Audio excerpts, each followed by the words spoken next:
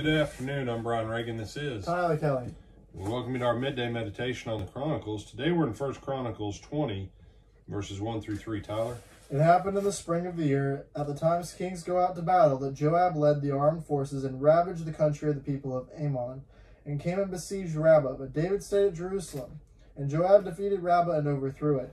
Then David took their king's crown from his head, and found it to weigh a talent of gold, and there were precious stones in it. And it was set on David's head. Also he brought out the spoil of this city in great abundance. And he brought out the people who were in it, and put them to work with saws, with iron picks, and with axes. So David did to all the cities of the people of Ammon. Then David and all the people returned to Jerusalem. All right. So, Chronicles, remember, Chronicles was written after the captivity. Here's what people got right. That's kind of the thrust. Kings is, here's everything that was wrong. Chronicles is, here's what stuff was right. Kings is a warning about how not to end up in captivity. Chronicles is, here's what you do when you're trying to get back on the right path. Look at the right things that people did. This is why 1 Chronicles 21 through 3 reads like it does. Remember, 1st and 2nd Chronicles summarizes 1st and 2nd Samuel and 1st and 2nd Kings. In 2 books, it condenses about 500-600 years of history and hits the high points. This is one of those. In the springtime when kings went out to war, David stayed in Jerusalem. This goes back to which event, Tyler? David and Bathsheba. David and Bathsheba. Someone, but it's not mentioned here. See, this is a proof of XYZ. No, it's not. Doesn't prove anything.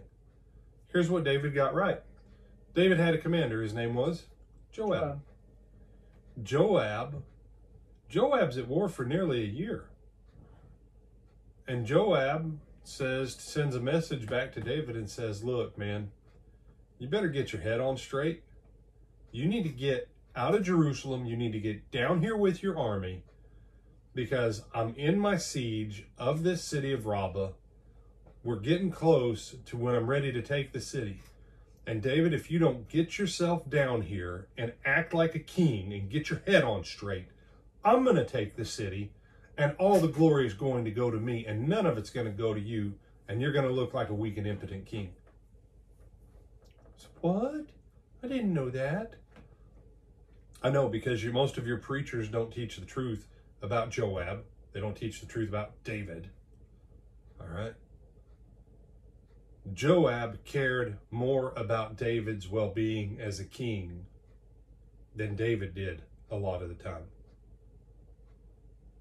This here records in 3 verses everything that David got right in that chapter of his life, with the whole Joab, Bathsheba, Uriah, the dead baby, all of it. Everything that was right with that time period is these 3 verses. So, but what's the lesson for us today? What do you think is the lesson for us today, Tyler?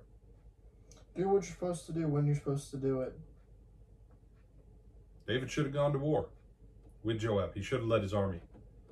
He stayed in Jerusalem. If he wouldn't have stayed in Jerusalem, Bathsheba wouldn't have happened. I'm about to say, and then with verse 3, and so David did to all the cities of the people of Ammon. Mm-hmm. Now it's not just Joab, now it's David went and did. Now it's David. Because then David and all the people returned to Jerusalem. Yep. Do your work. Whether it's at your job or in the kingdom, do your work. Anything you want to add?